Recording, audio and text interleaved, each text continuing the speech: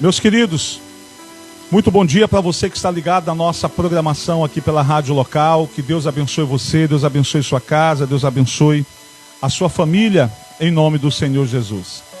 O tema hoje da nossa mensagem é: a culpa revela quem somos. E o texto que nós escolhemos, queridos, está em Hebreus capítulo 12, versículo de número 5 e 6. Eu vou ler aqui para você, que diz o seguinte: vocês se esqueceram da palavra de ânimo que ele lhes dirige como a filhos. Meu filho, não despreze a disciplina do Senhor, nem se magoe com a sua repreensão, pois o Senhor disciplina quem ama e castiga a todo aquele a quem aceita como filho. Hebreus capítulo 12, versículo de número 5 e 6. E queridos, a culpa, ela não é um dos sentimentos mais agradáveis que nós gostaríamos de ter. Mas a culpa, ela serve para nos mostrar, queridos, que a nossa consciência ainda está funcionando. Quando eu me sinto culpado por algo que eu fiz de errado, significa que a minha consciência ainda está funcionando. E quando eu digo consciência, eu estou falando, queridos, do homem natural. Porque o homem espiritual, além da sua consciência, ele tem o Espírito Santo para lhe alertar, para lhe mostrar que algo que ele fez foi errado. Algo que ele fez, queridos, não foi certo, ele magoou, ele feriu, e que ele precisa consertar urgentemente este erro. O caminho para que o homem natural conserte o erro é se arrepender. Mas o caminho para que o homem espiritual possa consertar um erro é se arrepender e, segundo a palavra de Deus, se propor, queridos, propor no seu coração a não fazer mais aquilo. Há muitas pessoas que não se arrependem do erro, elas têm apenas um remorso. O remorso é um arrependimento temporário, momentâneo, que não resulta em ações, apenas em um desejo de mudar, mas que não se transforma em ação. Já o arrependimento, ele se transforma em ação. A pessoa se levanta, procura a pessoa com quem ele discutiu, com quem ele brigou, e ele pede perdão, ele se reconcilia, ele chora, se abraça. Arrependimento tem atitude, remorso não. O servo de Deus, queridos, ele tem o Espírito Santo dentro dele, que o auxilia nas suas decisões, nos momentos difíceis, para que ele possa, queridos, ao ser revelado pelo Espírito Santo, ele possa se arrepender daquilo que ele fez de errado, e ele possa consertar o erro, e ele não volte a cometer mais aquilo. Provérbios capítulo 28, versículo 13 diz que aquele que confessa o seu pecado e abandona a prática do mesmo será alcançado com a misericórdia de Deus.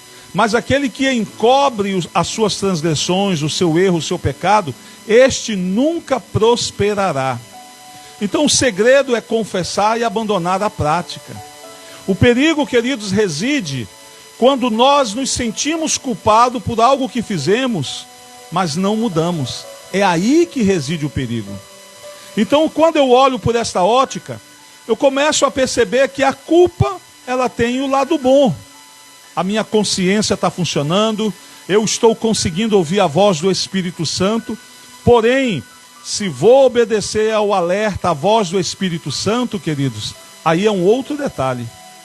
Mas o papel dele é nos convencer, queridos, do pecado, do juízo, sabe, queridos, é nos convencer, queridos, da justiça de Deus. Às vezes esse texto de João, as pessoas pensam que esse texto é endereçado apenas para as pessoas ímpias que ainda não se converteram.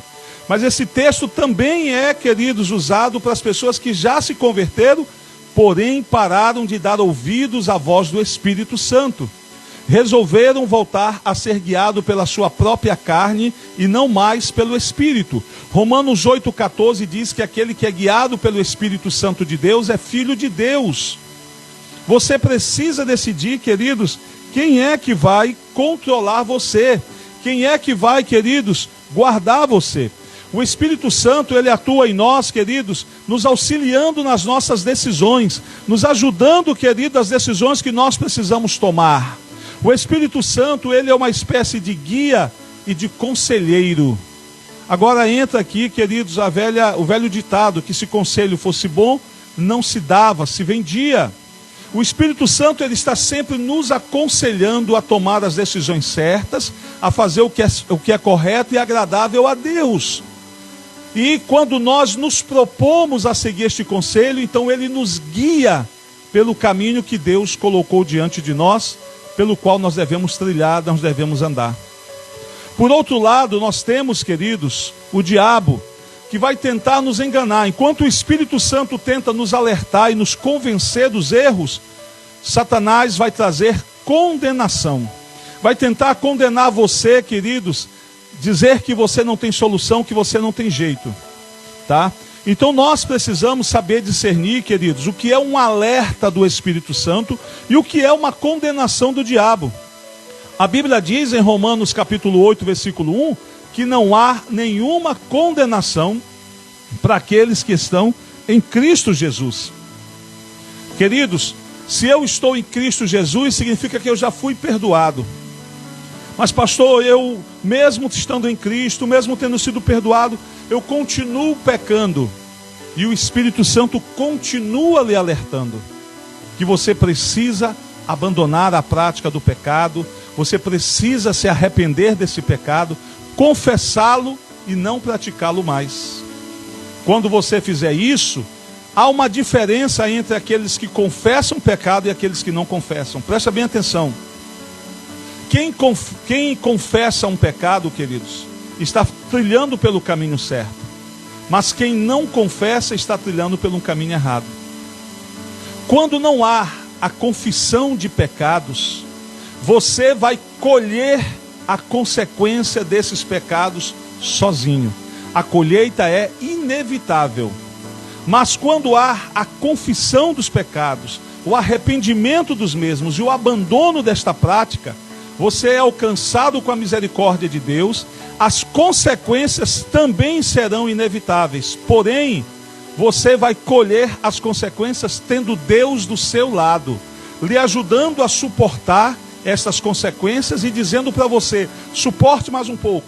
Logo mais esta plantação, esta colheita ruim vai acabar e você vai começar a colher as coisas boas que você começou a plantar após se arrepender dos seus pecados.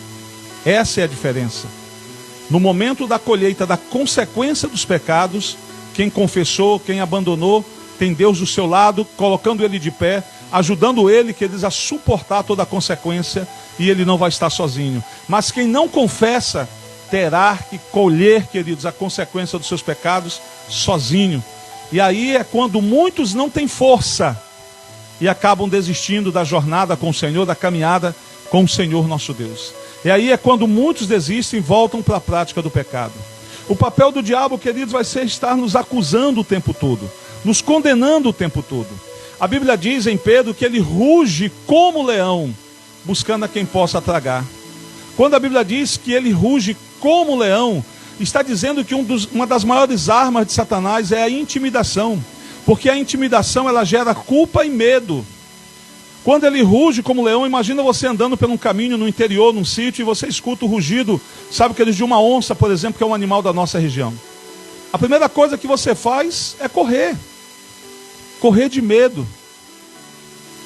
Queridos, então Satanás, ele vem disfarçado de leão, porque ele não é leão, e ele ruge como se fosse um leão, a fim de intimidar as pessoas, a fim de colocar medo nelas, a fim de que ao fugir elas se sintam culpadas. Mas nós temos uma palavra de Deus que diz que maior é aquele que está em nós do que aquele que está no mundo. Tiago, irmão de Jesus, na sua carta, capítulo 4, versículo 7, ele diz que nós devemos resistir ao diabo e ele fugirá de nós. De um lado nós temos o diabo nos acusando, tentando nos condenar. Do outro lado nós temos o Espírito Santo nos alertando e dizendo: arrependa-se. Nesse inteirinho, queridos, tudo vai depender da nossa decisão. E é aí, queridos, aonde eu alerto para o lado bom da culpa. Volto a repetir. A culpa, ela faz, queridos, com que a gente se lembre que nós ainda temos consciência. A culpa, ela serve, queridos, quando nós reconhecemos que somos culpados, para reconhecer a voz do Espírito Santo nos alertando que se nós continuarmos na prática daquele erro, daquele pecado, nós teremos um fim trágico ao final da nossa vida espiritual. Nós não podemos jamais, queridos, ceder às tentações, não podemos jamais querer, queridos, ceder aos ataques do inimigo. Efésios 4:30 diz que nós não podemos entristecer, queridos, o Espírito Santo de Deus. O texto diz o seguinte: não entristeçais o Espírito Santo de Deus, no qual fostes selados para o dia da redenção. Selado. Antigamente se usava o selo nas cartas, e o selo era a garantia que aquela carta chegaria no destino. Queridos, eu e você que temos o Espírito Santo, a Bíblia diz que o Espírito Santo é o penhor, é a garantia da nossa salvação. Então, quando Paulo, escrevendo aos Efésios, diz que nós somos selados pelo Espírito, está dizendo, queridos, que nós temos um destino. Enquanto nós estivermos vivendo debaixo da vontade de Deus, guiado pelo Espírito Santo de Deus, o nosso destino é a glória, é o céu. Agora, este selo, ele pode ser facilmente removido. O selo das cartas do passado era colocado com cola. Não essas colas que nós temos hoje, que quando você vai arrancar, pode se rasgar. Mas as colas, queridos, que as pessoas às vezes até passavam pelo fogo, pegavam uma quentura e a cola amolecia, então se conseguia abrir a carta para ver seu conteúdo. Conseguia se remover o selo. Depois que tinha o seu objetivo cumprido, que era ler a carta, a pessoa colocava a carta novamente dentro do selo, fechava a carta, e aquela cola que estava morna e que se permitiu ser aberta, ela endurece novamente e a carta é fechada, como que se ninguém tivesse violado aquela carta, tivesse lido aquela carta. Vale ressaltar que violar correspondências é crime. Queridos, selados. Se você tem o Espírito Santo de Deus, se você é guiado pelo Espírito Santo de Deus, então você é filho de Deus, então você está selado, marcado, destinado à vida eterna. Aqueles que não têm o Espírito Santo de Deus, infelizmente não têm este selo, então estão destinados a viver eternamente, não na presença de Deus, mas exatamente longe de Deus. Queridos, nós não podemos ceder às tentações. O inimigo, ele vai vir dizendo que você errou, você pecou, então você perdeu tudo, você não tem mais direito a nada. E aí que está o engano. Você pode, querido, se arrepender sim e receber novamente o perdão. Mas eu queria trazer um alerta para o povo de Deus. Nós não podemos viver, queridos, nesse perde-ganha, pecando, se arrependendo e depois voltando a pecar, pecando, se arrependendo, pedindo perdão, depois voltando a pecar. Nós não podemos viver assim. Essa não é a vida que Deus tem para nós. Lembrando que foram os nossos pecados que levaram Jesus à cruz. Então, tomando por base esse texto da Bíblia que mostra que foi os nossos pecados que fizeram com que Jesus fosse levado à cruz, então eu posso dizer para você que quando você peca, é como você estivesse condenando Jesus novamente à cruz. Porque para você receber novamente o perdão, é necessário, queridos, alguém morrer. Porque o salário do pecado é a morte. Então Jesus, quando morreu na cruz, Colossenses 2,14 diz que quando ele morreu na cruz, ele rasgou o escrito de dívida que era contrário a nós. Aquilo que Satanás poderia usar para nos acusar, Jesus rasgou na cruz. Por que Jesus rasgou na cruz? Porque ele levou a culpa sobre ele. Então, queridos, para que você entenda, toda vez que você peca intencionalmente, você está levando Jesus novamente àquela cruz. Você está expondo Jesus novamente àquele sofrimento que ele passou. E você está levando ele para morrer na cruz para que ele possa garantir o perdão do seu pecado. Não faça isso.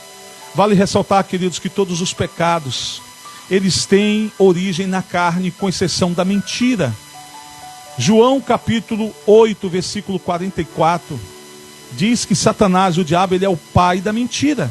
Jesus, ao repreender os fariseus que viviam numa mentira de aparência, a aparência deles é de que eles eram homens tementes, mas por dentro, queridos, eles eram pecaminosos. Jesus chegou a chamar eles de sepulcros caiados, sepulcros que eram túmulos belíssimos pelo lado de fora, mas que por dentro estavam cheios de ossos podres.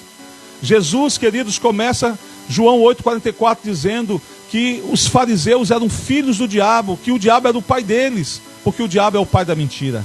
Então, quando Jesus afirma que o diabo é o pai da mentira, eu posso então afirmar para você que a mentira é o único pecado que tem a sua origem no diabo. Toda vez que você mente, você está então debaixo da ação demoníaca, de uma ação maligna. Mas pastor, foi uma mentirinha bem pequenininha. Não tem problema. Foi um demôniozinho bem pequenininho que influenciou você a mentir. O adultério tem a origem na carne. O roubo tem origem na carne. O assassinato tem origem na carne. O ódio, a raiva, todos os demais pecados têm origem na carne. Esses pecados estão dentro de nós, esperando só a oportunidade para aflorar. Enquanto somos espirituais, os pecados que estão dentro de nós, a nossa carne, e que está dentro de nós e que quer pecar, porque ela só se satisfaz com o pecado, ela está no lugar dela porque o Espírito Santo está nos guiando.